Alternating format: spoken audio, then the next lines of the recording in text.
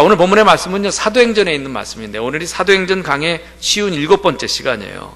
사도 바울 일행이 2차 전도 여행 중에 유럽 전도의 첫 번째 도시였던, 유럽의 관문이었던 빌립보에 가서 복음을 전하고 빌립보 교회를 세우고, 이제 거기서 한 140-150km 정도 떨어진 데살로니가로 이동해서 그곳에서 전도하는 장면이 오늘 본문의 말씀입니다. 자, 성경을 좀 읽어보면 볼까요? 1절 말씀 다 같이 보겠습니다. 1절 다 같이 시작. 그들이 암비볼리와 아볼로니아로 다녀가 데살로니가에 이르니 거기 유대인의 회당이 있는지라. 아멘. 여러분, 사도 바울의 전도 여행에는요, 몇 가지 특징이 나타납니다. 몇 가지 특징이 나타나요. 먼저 첫 번째 특징은요, 그가 어느 도시를 가든지 유대인의 회당을 거점으로 그 활동을 시작했다는 겁니다. 빌립보의 경우에는 회당이 없었어요. 빌립보는 유대인의 회당이 없어서 그냥 강가로 나와서 기도처를 찾다가 거기서 빨래하는 여인들이 있는 것을 보고 복음을 전했는데, 루디아라고 하는 여인이 그 중에서 이제 받아들인 케이스고요. 다른 도시에 갔을 때는 유대인의 회당이 있으면 반드시 그 유대인의 회당에 가서 말씀을 강론하면서 복음을 증거했습니다. 이게 바울의 전도 여행의 첫 번째 특징이에요. 오늘 본문 1절에 보니까 그들이 암비볼리와 아볼로니아로 다녀가라고 되어 있는데, 아마도 암비볼리는 빌립보에서 약 50여 킬로 떨어졌고요, 아볼로니아 역시 그 암비볼리에서 한 50여 킬로 떨어진 곳인데, 그곳에 갔을 때는 유대인의 회당이 없었을 거다, 이렇게 추측이 됩니다. 유대인의 회당이 없었기 때문에, 특별히 또 어디 가서 복음을 전하려고 사람을 만날 수 있는 접촉점이 없어서 그냥 도시를 들려서 그렇게 지나간 것 같아요. 그런데 데살로니가에 가니까 유대인의 회당이 있는 거예요. 그래서 이 유대인의 회당에 가서 복음을 전했다는 거죠. 자, 두 번째 특징, 사도 바울의 전도 여행의 두 번째 특징은요, 한 도시에서 다른 도시로 갈 때에는 대체로 핍박이 일어나서 더 이상 그 도시에 머물 수 없게 되었을 때 떠난다는 거예요. 1차 전도 여행 때도 마찬가지였지만 빌립보와 데살로니가 그리고 베레아의 경우를 봐도 바울은 언제나 핍박이 일어나서 더는 있을 수 없게 되었기 때문에 그 도시를 떠나게 됩니다. 핍박이 일어나서 더는 있을 수 없어서 그 도시를 떠나는 케이스, 이게 사도 바울의 전도 여행의 두 번째 특징이죠. 세 번째 특징은요, 빌립보나 데살로니가에서의 경우를 볼 때 그 도시에 머문 여행 일수가 그리 길지 않았다는 거예요. 바울이 빌립보에서 머문 시간이 얼마나 될까요? 뭐 성경에 정확하게 나와 있지는 않은데 성서학자들이 추측하기는 아마 길어야 한 달 조금 더 되었을 거다, 한 달 조금 더 되었을 거다라고 이렇게 추측을 합니다. 그러니까 그리 오래 머물지 않고 그곳을 떠났어요. 자, 바울이 왜 그랬을까요? 이것은 어떤 제도나 장소나 건물에는 관심이 없었음을 보여줍니다. 여러분, 빌립보에 교회를 세웠으면 그 교회가, 그 공동체가 잘 이루어지도록 조직과 제도를 잘 하고요, 그리고 교회 건물도 번듯하게 지어질 때까지 거기서 목회하면서 열심히 해야 되잖아요. 근데 사도 바울은 건물이나 제도에 관심이 없었어요. 그가 관심을 가지는 대상은 사람이었다는 겁니다. 오늘날 교회는 어떻습니까? 우리 교회가 이렇게 큰 건물 갖고 있어요. 사실 우리 교회가 그러면 복음을 전하는 선교나 전도나 또는 차세대 아이들한테 복음을 가르치는 교육이나 이런 데 투자하는 돈이 많아야 되는데, 사실은 건물 관리하는 데 더 많이 들어가요. 그러니까 오늘날의 우리 교회에 아이러니한 모습들이 바로 그런 모습이에요. 현대교회는. 예? 그래서 사실은 우리가 이 건물 유지하는 데 많이 들어가고, 사실 전기세도 많이 들어가잖아요. 여러분, 전기 절약 많이 해야 돼요. 웬만큼 어둡지 않으면 화장실 불을 안 켜고 들어가셔야 돼. 예. 이 사도 바울은 이런 제도나 건물이나 이런 데 관심이 있지 않고 사람에 관심이 있었어요. 그러니까 사람을 전도해서 그 사람을 일꾼으로 세워놓고 그러면은, 예? 그냥 떠나고 그랬다는 얘기죠. 2절 말씀 봅니다. 2절. 다 같이 2절 말씀 보겠습니다. 시작. 바울이 자기의 관례대로 그들에게로 들어가서 새 안식일에 성경을 가지고 강론하며. 아멘. 자, 역시 이 데살로니가에도 오래 있지 않았다는 걸 보여주는데, 새 안식일이라고 하는 표현이 있었습니다. 새 안식일을 지났다는 것은 3주라고 하는 거예요. 3주. 3주 정도 거기에 있었는데, 거기에다가 안식일 앞뒤로 며칠씩 붙여야 기껏해야 한 달쯤, 데살로니가에도 약 한 달쯤 있지 않았나 싶어요. 예? 어찌됐거나 3주 3번의 안식일에 회당에서 강론을 했다라고 하는 거죠. 자, 여러분, 그런데 놀라운 사실은 이 짧은 기간이었지만 그 짧은 기간 동안에 많은 열매가 있었다는 거예요. 여러분, 사람들 중에는요, 오래 같이 살아도 아무런 영향력을 미치지 못하는 사람이 있어요. 예? 평생을 같이 살아도 아무 영향력이 없는 사람이 있습니다. 그냥 세월만 보내는 거죠. 하지만 어떤 사람은 짧게 만나도 또 적게 만나도 한 사람의 생애에 결정적인 영향을 주는 그런 사람이 있어요. 바울이 그랬다는 거예요. 바울이. 여러분, 우리는 어떻습니까? 나는 어떨까요? 한번 생각해 보십시오. 오랜 시간 내가 함께 보낸다고 많은 영향력을 끼치는 것이 아닙니다. 자, 오히려 짧은 시간 동안이라도 사람에게 영향을 줄 수 있고 사람을 변화시킬 수가 있는 거죠. 복음을 전할 때가 그렇습니다. 복음을 전할 때가. 시간이 문제가 될 때도 있지만 정작 문제는 짧은 시간이지만 무엇을 전하느냐 하는 거에 있는 거죠. 우리는 지금 얼마나 많은 사람에게 이런 얼마만큼의 영향력을 주고 있습니까? 한번 스스로 자문해 볼 필요가 있어요.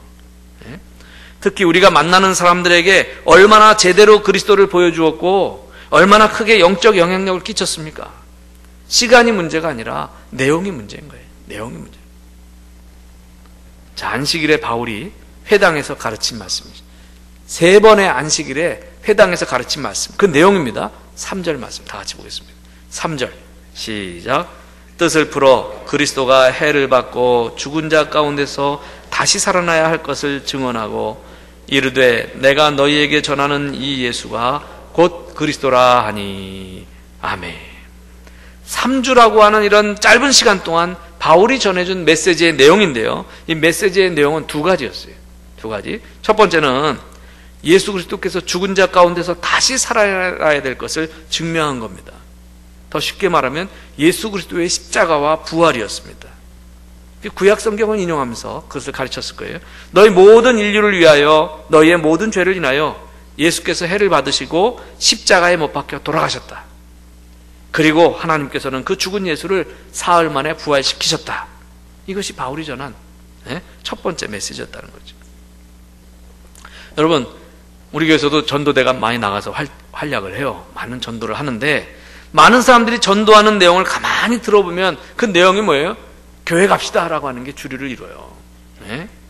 교회 갑시다라는 말이 아주 강하죠. 여러분들 잘하고 그렇지 않습니까?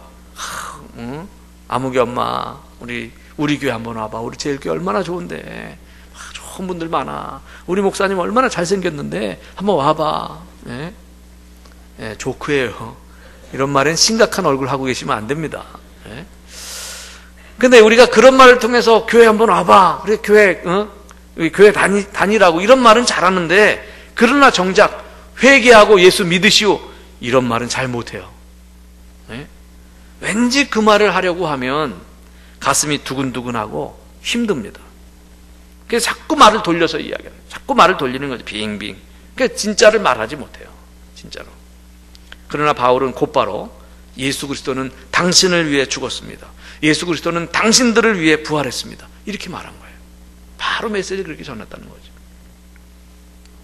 저는 제가 중학생 때 은혜를 받고 그 중학생 때 그렇게 열심히 전도도 하고 그랬었는데, 그 엑스플로 74나 이런 데도 가가지고 막 빗속에서 기도하고 그랬다는 거 이미 말씀드렸습니다만은, 그 중학생 때 선교단체에서 전도훈련을 받은 적이 있어요. 사형리 전도훈련을 받았어요. 일주일 동안 합숙하면서 낮에 계속 훈련을 받는 거예요. 사형리 전도훈련. CCC에서 나오는 사형리 십자 가지고 전도훈련을 받습니다. 그래서 그거 가지고 이제 읽어주면서 하는 그 요령이나 이런 거 하고, 그리고 버스를 타면 어떻게 할지 이런 걸 이제 훈련받아요. 여러분, 전도할 때 그 버스 타면서 이렇게 합니다. 일단 버스를 타면 앉아있는 사람이 빈 옆자리를 가는 거예요. 그러니까 쭉 있는데 2좌석씩 있는데요, 2개가 통째로 비어있으면 그런 데 안 앉아요. 전도할 사람은 한 사람 혼자 앉아있는데 거기 빈자리를 가는 거예요. 그래서 빈자리를 골라 앉습니다. 일부러 그런 자리에 골라 앉아서 처음에 말을 그렇게 붙이라고 가르쳐줘요. 지금 몇 시 됐습니까? 지금 몇 시인지 그게 궁금해서 묻는 게 아니에요. 말 붙이려고 하는 거예요. 그러니까 시계 풀고 올라가야 되는 거죠. 지금 몇 시 됐습니까? 그러면 이제 지금 몇 시입니다. 그럼 몇 시인지가 하나도 궁금하지 않아. 말 붙이려고 한 거니까. 그 다음에 하는 말이 뭐냐면, 어디까지 가세요? 그 사람이 어디까지 가든 나는 관심이 없어. 예? 나랑 상관이 없어요. 그 대신 어디까지 가느냐는 그런 물음 속에 그냥 말 붙이려고 그렇게 하는 게 있고요. 또 하나가 이 사람이 그래서 어디까지 간다 그러면은 대충 머릿속으로 그러면 시간이 어느 정도 있구나. 이걸 알기 위해서 그렇게 물으라고 이렇게 훈련을 받아요.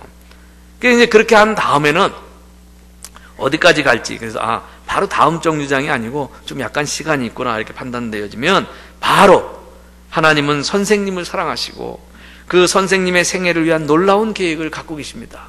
이렇게 말을 붙이게 되죠. 이렇게.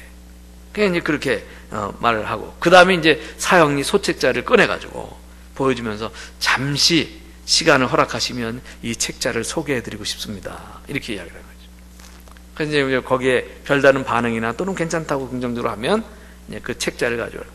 만약에 심하게 거부하거나 아마 그러면 아니 말고지 뭐. 네. 아니면 그 사람 내릴 때까지 묵묵부답으로 있든지 다음 정류장에서 내리든지 그러면 되는 거죠. 이제 그렇게 훈련을 받고 그렇게 여러 번 연습을 하고 머릿속에 자꾸 그리면서 그렇게 연습을 하고 드디어 첫 번째 시도를 하는 거예요. 제가 중학생 때인데 그 고등학교 그 다니던 그 형들 같은 교회 그 몇몇 선배 그 형님들과 같이 몇 사람이 한 버스를 같이 탔어요. 딱 봤는데 제가 처음 앉으려고 딱 하는데 아줌마가 혼자 앉아 있더라고. 예? 그래서 저기구나. 그래서 이제 그 아줌마 옆에 빈자리에 딱 앉았어요. 여기까지는 아주 좋았어요. 여기까지는. 근데 앉자마자 가슴이 쿵쾅거리고 그리고 입이 안 떨어지고 얼굴이 벌겋게 달아오르고 막 그러는 거예요. 예? 바로 얘기하는데 지금 몇 시입니까? 이거부터 시작해야 되거든요. 예? 어디까지 가십니까? 그러다가 이제 뭐 중요한 얘기를 해야 되는 거죠. 하나님은 아줌마를 사랑하시고 그리고 아줌마의 생애를 위한 놀라운 계획을 준비하고 계십니다. 이렇게 이제 나와야 되는 건데 그냥 가슴은 콩콩콩콩콩콩 이렇게 얼굴은 빨개지고 막 몇 정류장을 그렇게 하다가 그냥 내렸어요. 이게 제가 첫 번째 전도한, 그러니까 남들이 볼 땐 전도한 게 아니고 버스 타서 앉아있다가 그냥 내린 거예요. 근데 나는 그게 첫 번째 전도 시도였어요. 네? 이게 성공한 얘기가 아니라 아마 제가 처음 하는 얘기일 텐데 지금도 너무 생생하게 기억나는 거예요. 중학교 1학년 때. 중학교 1학년 때 키나 컸겠어요? 지금도 작은데 쬐끄만 학생이 그 40대 50대쯤 돼 보이는 그 아줌마 옆에 앉아가지고 딱 얘기를 붙이려는데 이야 이 아줌마가 진짜 산처럼 느껴지는 거야. 그래가지고 한마디 못하고 내렸는데 그 내린 다음부터 창피함, 부끄러움 이런 게 막 밀려오는 거예요. 사실은 여기 앉았을 때 간간히 뒤에 그 같은 교회 형들인데 그 형들이 여기 타가지고 지금 몇 시죠? 뭐 이런 얘기 다 들리는 거야. 예? 어디까지 가세요? 뭐 이런 거. 근데 나는 한마디도 말 못하고 이렇게. 그날의 부끄러운 그런 기억이 나중에 그래도 용기를 내서 전도를 시도하게 된 그런 원동력이 되었습니다. 왜냐하면 그때 그걸 못해가지고 내렸는데 그게 그렇게 부끄럽더라고. 그러니까 나중엔 실패하더라도 그냥 하는 거야. 이런 사람 만나면 참 좋습니다. 야, 나한테는 너 전도하려고 그러지 전도하려고 하지 마. 너무 감사해. 시도는 했잖아 내가 시도는 했는데 예, 그 사람이 거부하니까 아니 말고 그러면 난 내린 거니까 나는 한번 시도했어. 결과는 없어도. 그런 때도 있었어요. 예, 그런 때도 있었어요. 여러분 우리는 복음을 전할 때 바울이 말한 이런 첫 번째 메시지를 분명하게 말할 수 있어야 되는 거죠. 바울이 말한 메시지 가운데 두 번째 메시지는요 예수가 그리스도이다라는 것이었습니다. 예수가 그리스도이다라는 거예요. 3절 중반 이후에 보면 내가 너에게 전하는 이 예수가 그리스도라 하니 그런 말이 있어요. 이 말은 무슨 말입니까? 굉장한 메시지예요. 그리스도는 히브리어로 메시아라고 하는 그런 단어입니다. 그러므로 바울이 선포한 이 말은 뭐냐면 이분이 메시아다. 우리 민족이 수천 년 동안 그렇게 기다려왔던 갈망해왔던 그 메시아가 바로 이 예수님이시다. 그런 뜻이에요. 예수가 그리스도라라고 하는 그런 말은 모든 신약 성경이 담고 있는 메시지의 중심을 그 핵심을 이루는 말입니다. 예수는 하나님의 아들이요 우리의 구원자요 구약에서 약속한 메시아다. 그분이 지금 여기 있다라고 증거하는 것이 신약 성경입니다. 여러분, 기독교에서 이보다 더 중요한 메시지는 없습니다.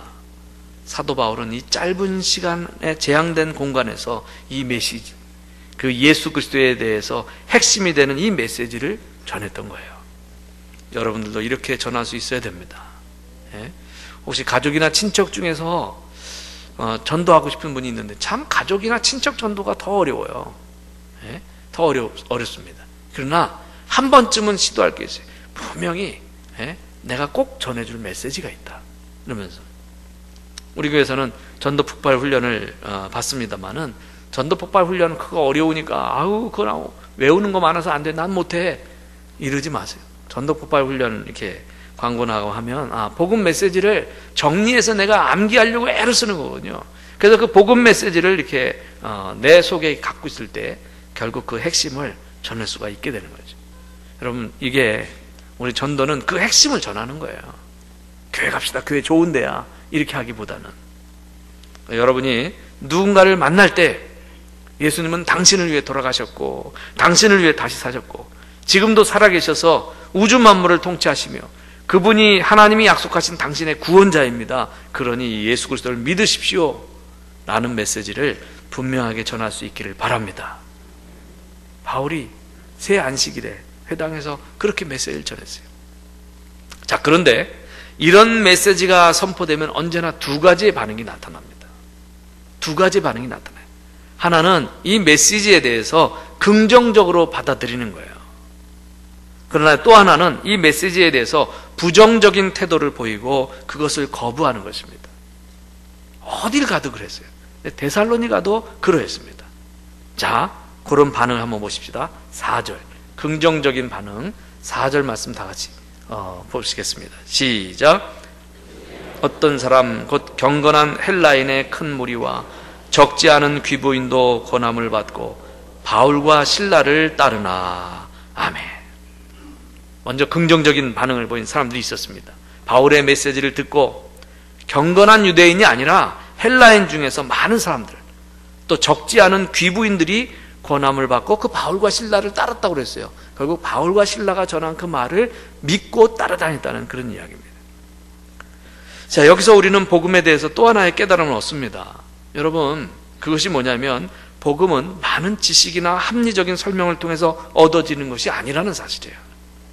바울의 메시지를 듣고 많은 사람들이 예수 그리스도에 대해서 긍정적인 반응을 갖게 된 것은 바울이 설명을 잘해서 그런 것이 아닙니다.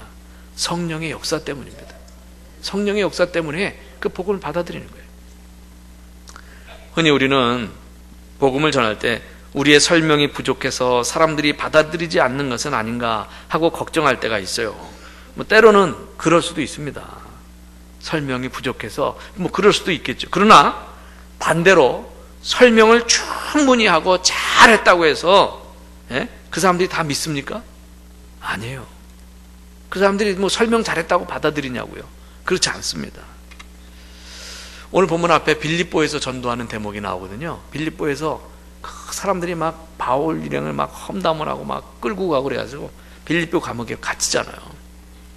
빌립보 감옥에 갇혔을 때 한밤중에 바울과 실라가 찬송을 하고 그러는데 막 지진이 일어나서 막 옥토가 흔들리고 옥문이 열리고 손과 발에 차고 있었던 그 쇠고랑 그 착고가 다 풀어지고 말이죠. 그랬어요. 간수가 졸다가 깜짝 일어났어요. 보니까 그냥 옥문 다 열려있고, 야, 이제 죄수들 다 도망갔구나. 나는 이제 죽었구나. 그래서 칼을 빼서 자결하려고 그러죠. 그러니까 바울 일행이 멈추시오. 우리 여기 다 있어. 그래서 간수가 죄수들이 도망가지 않았어요. 난 살았구나. 그래서 바울과 실라 앞에 무릎을 꿇고 그 간수가 이야기를 하잖아요. 선생들이여, 내가 어떻게 하여야 구원을 받으리이까? 그러니까 다른 설명 안 해. 구약 성경부터 쫙 시작해서 복음에 대해 설명을 쫙 하고 이런 거 없어요. 차근차근 성경을 풀어줬다는 이야기가 없습니다. 그냥 딱 거기다가 주 예수를 믿으라. 그리하면 너와 내 집이 구원을 얻으리라. 바울이 딱 그 말을 했어요. 그러니까 이 간수가 그것을 받아들이고 그 복음을 받아들였어요. 자기 집으로 모시고 와가지고 식구들한테 복음을 전했고 다 믿었어요. 세례를 받고 성령의 충만함을 받았다는 거죠. 빌립보 전도의 아주 핵심적인 사건이죠. 네? 그게 전부였어요. 여러분, 우리가 전도할 때 얼마나 말을 잘하고 많은 말을 해야 하느냐를 걱정하는 대신에 성령의 능력을 믿어야 합니다. 성령의 능력을 믿고 다른 쓸데없는 주변 얘기나 헛소리 많이 하지 말고 그냥 예수 믿으시오, 이렇게 딱 들어가시기 바랍니다. 여러분, 복음에는요 능력이 있습니다. 복음에는 능력이 있습니다. 자, 이제 그 다음 반응, 부정적인 반응이에요. 예수님을 거부하는 반응이에요. 복음을 딱 듣자마자 그걸 딱 거부하는 반응이 있었어요. 5절 6절 있습니다. 자, 우리 5절 6절 천천히 읽겠습니다. 시작. 그러나 유대인들은 시기하여 저자의 어떤 불량한 사람들을 데리고 떼를 지어 성을 소동하게 하여 야손의 집에 침입하여 그들을 백성에게 끌어내려고 찾았으나 발견하지 못하매 야손과 및 형제들을 끌고 읍장들 앞에 가서 소리질러 이르되 천하를 어지럽게 하던 이 사람들이 여기도 이르매. 아멘. 바울이 메시지를 전했을 때 그것에 긍정적으로 반응하는 사람들이 있었던 반면에 이렇게 그것을 시기하고 예수님에 대해서 반감을 표시하는 그런 사람들도 있었습니다. 이 사람들은 아주 심하게 감정적인 표현을 했어요. 여러분, 우리가 여기서 기억해야 될 것은 이런 부정적인 반응을 보이는 사람들이 어떤 마음으로 그랬을까? 한번 생각해 보십시오. 그 부정적인 반응을 보이는 사람들의 배후에 영적인 문제가 깔려 있다는 사실입니다. 영적인 문제가 깔려 있어요. 즉, 복음을 듣고 그것을 받아들이는 사람들이 뭐 지식이나 합리성의 차원에서 그렇게 하는 것이 아니라 성령의 역사로 말미암아 그렇게 하는 것처럼, 그 복음을 받아들인 것처럼 복음의 부정적인 반응을 보이는 사람들도, 예수님을 거부하는 사람들 역시 지식이나 합리성의 문제가 아니고 그것을 받아들이지 않는 것은 영적인 문제 때문에 그렇게 하는 것이라는 거죠. 더 구체적으로 말하면 복음이 전해지는 것을 그냥 두지 못하고 사람들이 개입해서 사람들을 미혹하기 때문에 그런 건데, 이것은 뒤에 악한 영적인 세력이 있다는 거죠. 여러분, 사탄은 그리스도의 복음이 들어가는 곳에 꼭 문제를 일으킵니다. 꼭 문제를 일으킵니다. 저는 사탄 마귀 얘기하는 걸 정말 싫어했어요. 젊은 시절에는 왜 꼭 그런 사탄 마귀 이야기를 해야 되는지. 제가 부목사 시절에는 전도사님 한 분이, 여전사님 한 분이 같은 마을을 섬기고 있었는데, 이분은 무슨 일만 있으면 사탄 마귀가 역사한다고. 그냥 집도 같은 부목사 사택에 칸을 나눠서 썼거든요. 우리 집 애가 울어가지고 둘째 상우가 빽빽 울어가지고 밤새 잠을 못 잤는데, 그러면 그 다음날 와가지고 어제도 사탄 마귀가 역사해가지고 잠을 못 잤다고 막. 웬만하면 사탄 마귀야. 네. 그래서 하여튼 그 소리 하는 거 그렇게 싫었는데, 목회를 하면서 보니까 있어요. 영적인 세력이 있더라고요. 눈에는 보이지 않는데. 복음이 선포되어지는 곳에 꼭 반대로 그런 역사가 있더라고요. 그래서 복음이 선포되어지는 곳에는 성령의 능력이 역사하거나 사탄의 방해가 있거나 두 가지 중에 하나, 두 반응이 다 있어요. 따라서 우리가 생각해야 될 것이 있습니다. 여러분, 데살로니가 교회가 생겨나는 이 과정, 데살로니가에서 바울이 전도하는 이 과정을 통해서 우리가 생각해야 될 것, 여러분, 복음에는 영향력이 있습니다. 복음에는 영향력이 있다는 거예요. 2016년 이 한 해가 우리 교회와 우리의 각 가정과 우리의 심령 속에 그런 복음의 영향력이 우리 가운데 확산돼서 정말 하나님이 함께 하시는 그런 놀라운 역사가 있기를 바랍니다. 2016년 이 한 해가 교회 공동체뿐만 아니라 여러분 개인과 가정에도 그런 놀라운 은혜와 사랑과 축복이 임하게 되시기를 주의 이름으로 축원합니다.